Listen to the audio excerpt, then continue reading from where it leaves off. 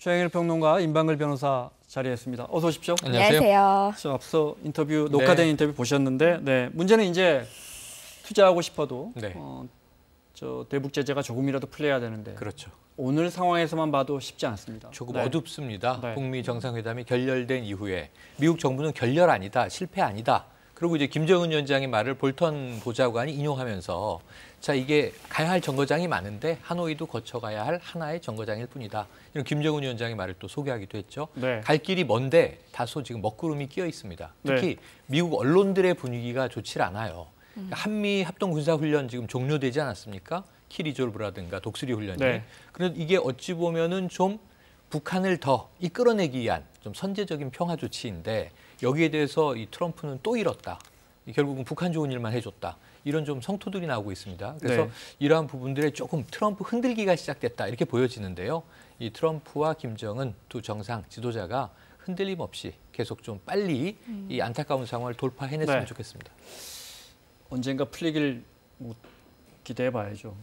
저 앞서 짐 로저스가 사회이사로 있는 그 기업이 아시다시피 이제 금강산의 골프장을 다 건설한 다음에 공교롭게 남북 관계가 악화돼서 아마 지금은 쑥대밭이 됐을 겁니다. 이런 건 어떻습니까? 다시 남북 관계가 개선되면 뭐 소유권 같은 걸 인정받을 수 있겠습니까? 그러니까 우선은 그 현대 아산이 빌린 거를 다시 재임대해서 거기다가 골프장도 지었고 리조트도 지었고 온천장도 지었고 지었죠. 말씀하신 것처럼. 근데 완공을 그 3년 동안 공사를 했다고 하는데 개장하고 지금 이제 당시의 화면입니다. 지금은 아마 진짜 쑥대밭이 됐을 그렇죠. 겁니다. 관리가 안 됐다면은 뭐 얼마 안 지나면 저거 다 엉망이 됐을 거예요.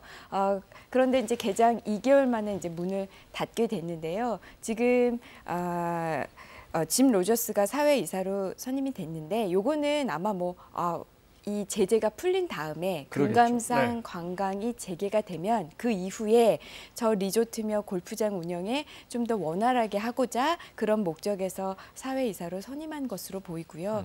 지금 단계에서 아직 제재도 안 풀린 상황이기 때문에 지금 단계에서 어떻게 될지 예상은 할 수 없지만 만약에 해제가 된다면 짐 모리스가 어느 정도 역할을 할 그럴 가능성은 좀 있어 보이죠. 네, 알겠습니다. 이 와중에 북한이 폐쇄한 동창리 미사일 기지 움직임이 있는데 어떻게 보면 이거 뭐 또 새로 짓는 거 아니냐? 다 폐쇄하기로 한 거 뭐 못이라도 하나 더 박는 거 아니냐? 이런 우려가 나옵니다. 실망한 북한이 혹시 다시 새로운 길, 제3의 길도 얘기했었고요. 조금 이제 다시 도발 쪽으로 방향을 튼 것 아닌가라는 정황이에요. 38노스가 일단 발표를 했죠. 위성 사진을. 동창리에 이제 복구 움직임이 있다. 근데 아직 최종 확인되지 않았습니다. 트럼프 대통령이 이런 얘기를 했죠. 저게 만약 사실이면 어떤 그 ICBM을 만드는 엔진 실험장을 복구한다면 매우 실망스럽다. 매우 실망할 것이다. 준비되어 있는데 먼저 들어볼까요? 준비되어 있습니까? 트럼프 대통령의 입장 들어보겠습니다. I would be very disappointed if that were happening. It's a very early report. We're the ones that put it out. But I would be very, very disappointed in Chairman Kim, and I don't think I will be, but we'll see what happens. We'll take a look. It'll ultimately get solved.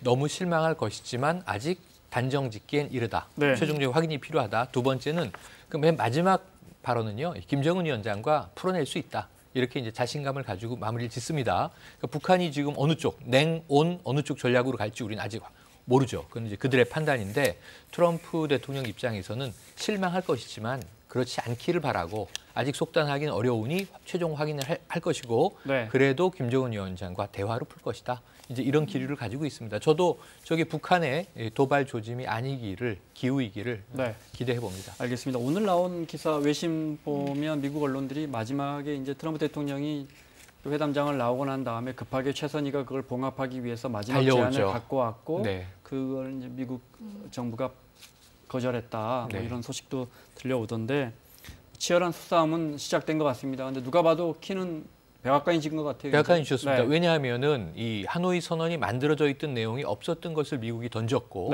어찌 보면 의도하고 틀어버린 시나리오 베이스의 전략을 가지고 가서 걸어 나온 상황이기 때문에 지금 오히려 이제 흔들리는 쪽은 북한이고요. 지금 여러 가지 혼란스러운 상황일 텐데 이런 상황에서 오판하지 말고 잘 판단을 해서 다시 준비된 자세로 이제 재협상에 임해야 되겠죠. 지금 아까 말씀하신 최선희 위원장 그 부상이 달려와서 한 말은 네. 자, 비핵화의 정의를 북한은 어떻게 내리고 있느냐. 모든 핵시설을 포함한다라고 이야기를 했다는 거예요. 네. 근데 그걸 받지 않고 미국이 나온 거니까 한 발 더 북한이 딸려 나왔다고 볼 수 있습니다. 네.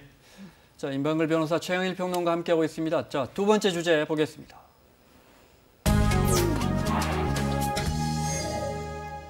(17억 원에 달하는 보험금을 타기 위해서 아내가 탄 차를 바다로 밀어버린 남편이 붙잡혔습니다. 어떻게 덜미가 잡혔는지 살펴보겠습니다. 지난해 연말에 발생한 사건이고 어제 구속됐다고요? 네. 최근에 전말이 드러난 거고요. 1월 1일에 이 보도가 됐을 때는 너무 안타까운 사고였죠. 왜냐하면 12월 31일 밤 10시경에 이 여수 금오도 선착장에서 신혼부부입니다. 결혼한 지 한 달이 채 안 됐는데 네. 해돋이를 보러 갔다가 그 밤에 자동차가 사고로 바다로 미끄러져 들어가면서 40대 아내는 사망을 했고 남편은 살아남았어요. 그러니까 어찌 보면 너무 가슴 아픈 사고였는데 네. 알고 보니까 이제 경찰이 이것은 사고가 아닐 수 있다라는 조짐을 잡은 것 같습니다. 자, 화면 보겠습니다. 전남 여수의 선착장역인데요. 12월 31일 밤에 지난해죠. 승용차 한 대가 바다에 빠졌습니다. 조수석에 탄 채 바다에 빠진 48살 아내 김모 씨는 물에 빠진 채로 휴대폰을 통해 해경에 구조 요청을 했지만 결국 숨졌는데요. 차가 그 후진 상태에서 바로 이 차가 빠져서 밀려 내려가지고 이제 바람이 북서풍이 세게 부니까 이 안으로 요리 점점 떠들어가서. 그런데 사고 당시 CCTV 영상 보십시오. 남편 박 씨가 아내가 저 바다에 빠졌는데 이렇게 차분하게 걸어 올라옵니다. 이게 잡혔습니다.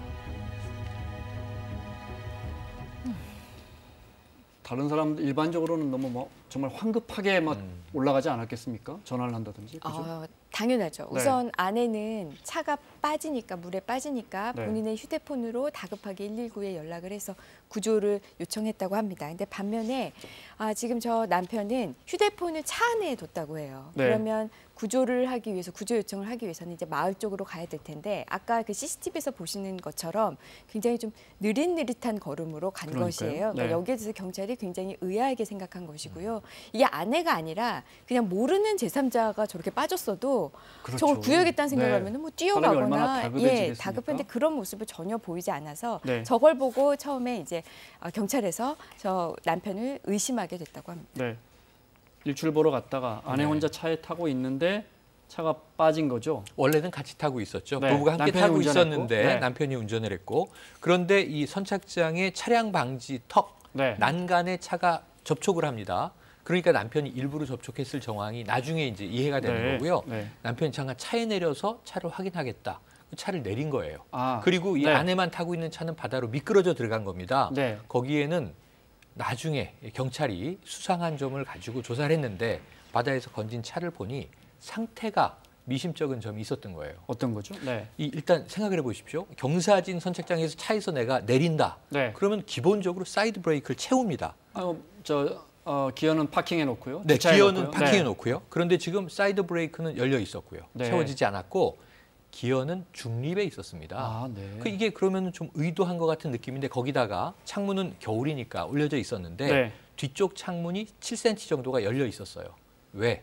바닷물이 빠르게 유입되게 하기 위해서라는 합리적 의심이 가능한 상황으로 돼 있었습니다. 정황은 명백해 보이는데 네. 게다가 아내 명의의 보험을 6개나 들고 있었다. 이러면 뭐 이제 다 갖춰집니다. 네. 보통 이제 사람이 사망을 하면 이제 사망의 이유를 찾을 때 네. 이제 경찰에서 조사하는 것 중에 하나가 보험 가입 부분인데요. 네. 이 여성의 경우 6개의 생명보험에 가입되어 있었습니다. 네. 그 합계가 아까 이제 말씀하신 17억 5천만 원 정도 되는데요. 네. 지금 이 사람 이 보험에 가입된 시기를 보면 시기부터 조금 의아스러운데 이 12월에 사고가 나지 않았습니까? 근데 보험 가입이 된 그 6개의 보험 중에 5개의 보험이 10월에서 11월 사이에 가입이 되고요. 네. 이 가입을 도와준 사람이 남편입니다. 남편이 9월부터 보험 설계사로 일을 하기 시작했다고 그럼 해요. 보험을 잘 알겠군요. 네. 네, 그러면서 10월, 11월에 이 아내 명의로 보험을 5건을 들었고요. 혼인 신고를 12월 10일 날 하는데 12월 10일에 혼인 신고를 한 직후에 본인 이름으로, 남편 이름으로 네. 변경을 합니다. 이런 정황만 보아도 남편에게 살해의 목적이 있다, 살해 동기가 있다라는 거를 충분히 우리가 짐작할 수가 있죠. 결정적으로 경찰이 남편이 그 현장을 며칠 전에 다녀갔다는 것, 답사했다는 걸 그렇습니다. 찾아냈더군요. 일주일 전에 바로 그곳을 가서 네. 자, 일주일 전에 가서 봐야 차를 어디에 접촉을 할 것이고 어떤 네. 상태로 놔야 밀려 내려갈 것인지 이런 걸 확인할 수 있지 않겠습니까? 네. 일주일 전에 갔었는데 본인의 답변은 이랬습니다. 일주일 전에 우연히 방문을 했다가 이곳이 너무 좋아서 해돋이 볼 장소를 거기로 정했던 것이다. 라고 이제 말을 좀 이제 이렇게 다르게 해돋이 편집을 볼 했는데요. 장소를 사전 답사하는 사람은 별로 특이하죠. 없잖아요. 네. 그런데 문제는 또 남편이 이런 말도 했어요.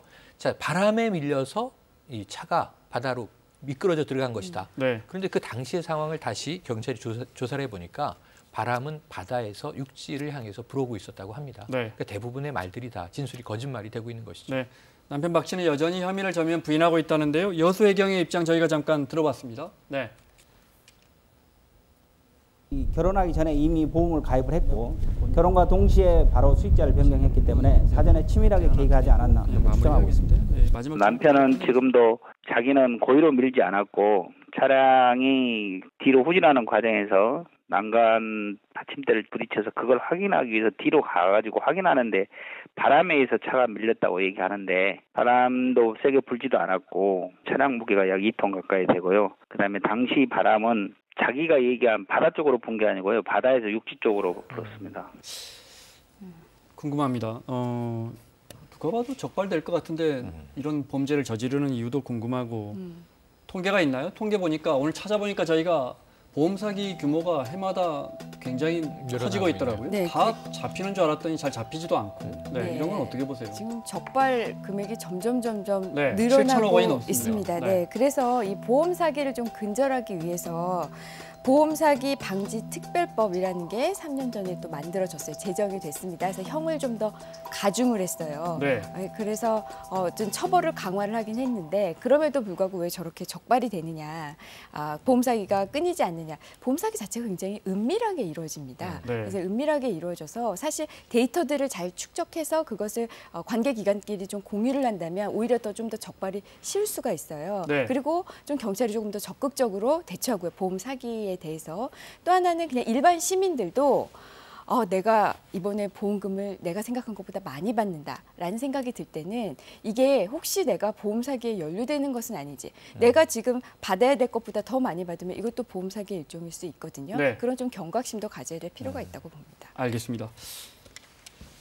누가 봐도 잡힐 것 같은데. 아까 법제도가 네. 강화됐다고 말씀하셨는데요. 네. 10년 이하 징역에 2천만 원 이하 벌금이 10년 이하 징역에 5천만 원 이하 벌금이 됐습니다. 네. 이게 이 범죄를 저지르는 사람에게 이게 경각심이 좀 고취가 될까요? 아닐 것 같고요. 네. 이 경우도 이 여성분은 어찌 보면 타겟팅된 예정된 희생자였을 가능성이 높습니다. 합리적 의심이 그렇습니다.